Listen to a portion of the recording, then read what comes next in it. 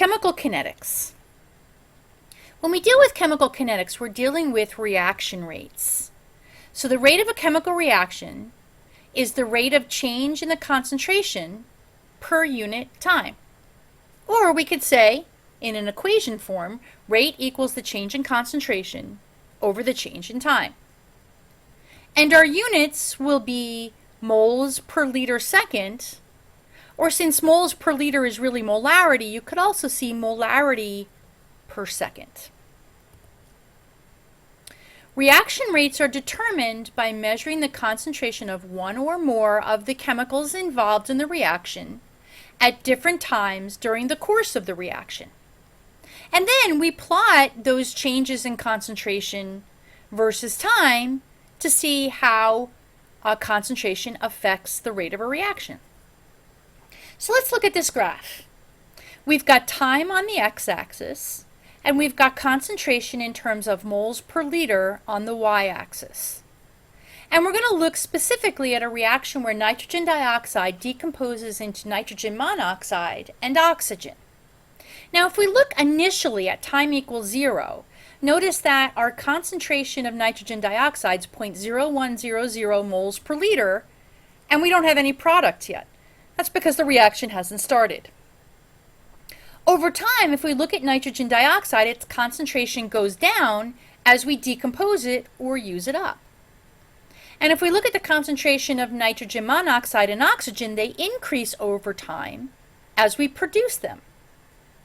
And if we look at the rate at which nitrogen dioxide is being consumed and the rate at which nitrogen monoxide is being produced, it's a 1-to-1 ratio. And that makes sense looking at the stoichiometry from the balanced equation. And if we look at the rate at which oxygen is being produced compared to the rate at which nitrogen monoxide is being produced, nitrogen monoxide is being produced at a rate twice that of our oxygen. And again, that makes sense based on the stoichiometry because it shows us that 2 moles of nitrogen monoxide are produced for every 1 mole of oxygen that's produced. Now, when we talk about rate laws, there are 2 different types of rate laws. Our first is called our differential rate law. And the differential rate law deals with how rate depends on concentration. And often this is just called the rate law, and the differential part's dropped off. The other rate law is called the integrated rate law. And the integrated rate law deals with how concentration changes with time.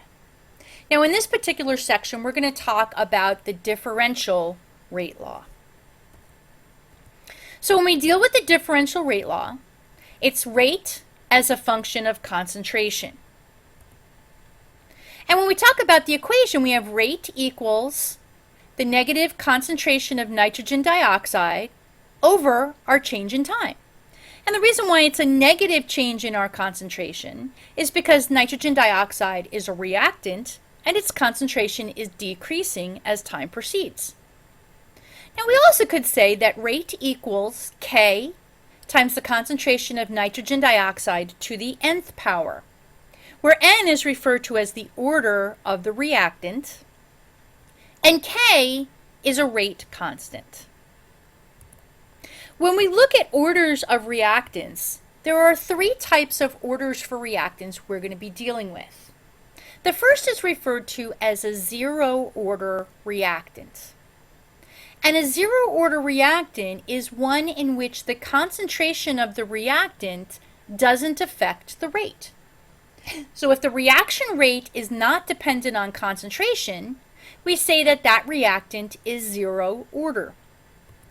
So our N value would equal 0.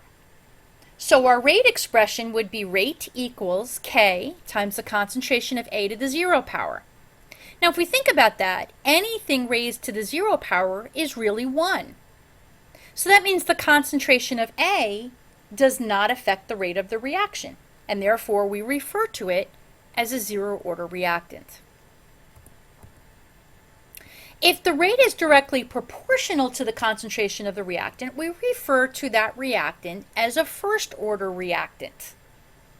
So if we look at our rate expression, rate equals K times the concentration of A to the first power.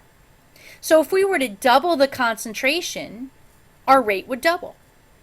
If we quadrupled the concentration, our rate would quadruple. And whenever the rate is directly proportional to the concentration, we say it's a first order reactant. And then we have what are referred to as second order reactants. And second order reactants are ones in which the rate is directly proportional to the square of the concentrations of the reactants. In other words, n equals 2.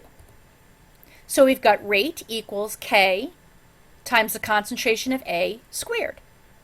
So if we were to double the concentration of A, our rate would be 4 times.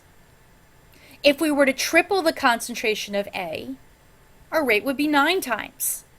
So if the rate is directly proportional to the square of the concentration of the reactants, then we refer to that reactant as a second order reactant.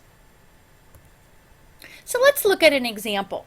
And the only way that we can determine whether a particular reactant is zero order, first order, or second order is by carrying out reactions. And we carry out the reaction in several different trials, changing the concentration of the reactants in each trial, and seeing how that change in concentration affects the rate of the reaction. All right, so this particular set of data, we're going to compare trial 1 with trial 2. And we know that our general equation is rate equals K times the concentration of A to the n power. So we want to find out what n is. So we're going to compare trial 2 to trial 1, and we're going to plug in the numbers that were given. So 2.90 times 10 to the minus 3 equals K times 0.70 to the n power over 7.20 times 10 to the minus 4 equals K times 0.35 to the n power. Now, our K's are constants, so they're going to cancel out of the problem. If we take 2.90 times 10 to the minus 3 and divide it by 7.20 times 10 to the minus 4, that's going to give us 4. 0.070 divided by 0.35 is going to give us 2, and we've got to the n power. So 2 to the n equals 4. We could use log functions for this. If n is a harder number, we could take the log of both sides and then pull the n out in front and divide. But this is a pretty easy one because we know that 2 squared equals 4. So that means n equals 2. So A must be a second order reactant. So we'd say rate equals K times the concentration of A to the second power. Now, if we are given a concentration and a rate then, from any of these trials, we could plug them in and solve for K. Once we solve for K, if we have a new concentration, we could figure out what the new rate would be. Okay, this time, let's look at a reaction that has 2 reactants. We've got trial 1, 2, and 3. We're told the concentrations of the reactants, and we're told what the initial rate of the reaction is. So first, let's compare trial 1 and trial 2. Okay, we have nitrogen monoxide that's being held constant, and we're doubling the concentration of bromine. So we're going to have 1.60 equals K times 1.0 to the x power times 2.0 to the y power over 0.80 equals K times 1.0 to the x power times 1.0 to the y power. Our K's are going to cancel out. 1.0 divided by 1.0, that's going to cancel out. We're going to get 1.60 divided by 0.80 gives us 2 equals 2 divided by 1 gives us 2 to the y power. So 2 to the y equals 2. Y must be 1. That means that bromine must be first order in this reaction. Now let's compare trial 2 and trial 3. And we're going to do that because this time bromine is held constant.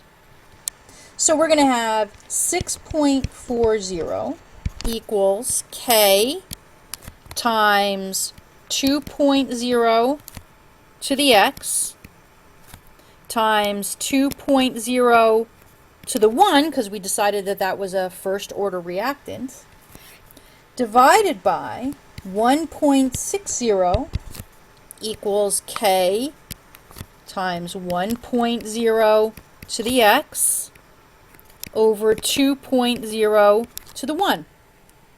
Again, our k's are going to cancel out, and this time our 2.0 is going to cancel out. 6.40 divided by 1.60 is going to give us 4 equals 2 divided by 1 is going to give us 2 to the x power. So 2 to the x equals 4. That's going to tell us that x equals 2. So nitrogen monoxide is a second order reactant in this particular reaction. So when we write our rate expression, rate equals K times the concentration of nitrogen monoxide squared, since we decided that was a second order reactant, times the concentration of bromine to the first, since we decided that was a first order reactant. And we would say the overall reaction is a third order reaction because we add the individual orders for the reactants together. All right, so now we've got a little bit more complicated a problem, but we're going to do the same thing we did before. So we're going to compare trial 1 and trial 2. 1.60 times 10 to the minus 3 equals K times 0.20 to the x times 0.10 to the y times 0.10 to the z over 8.0 times 10 to the minus 4 equals K times 0.10 to the x times 0.10 to the y times 0.10 to the z. Our K will cancel out, 0.10s will cancel out, and we're going to get 2 equals 2 to the x, so that means x is 1. Our bromate is first order. Now we're going to look at trial 2 and trial 3. So we've got 3.2 times 10 to the minus 3 equals K times 0.20 to the x times 0.20 to the y, times 0.10 to the z, divided by 1.6 times 10 to the minus 3 equals K times 0.20 to the x times 0.10 to the y times 0.10 to the z. Our K will cancel out, our 0.20 will cancel out, our 0.10 will cancel out, and we're going to get 2 equals 2 to the z power, so z has to equal 1. Okay, so then we're going to take trial 1 and trial 4, plug in our numbers, and we're going to get z equals 0.2, or z equals 2. So now we've determined that bromate is first order, bromide is first order, and our hydrogen ion is second order. So we've got rate equals K times bromate to the first times bromide to the first times hydrogen to the second. And we would say that the overall order is fourth order because 1 plus 1 plus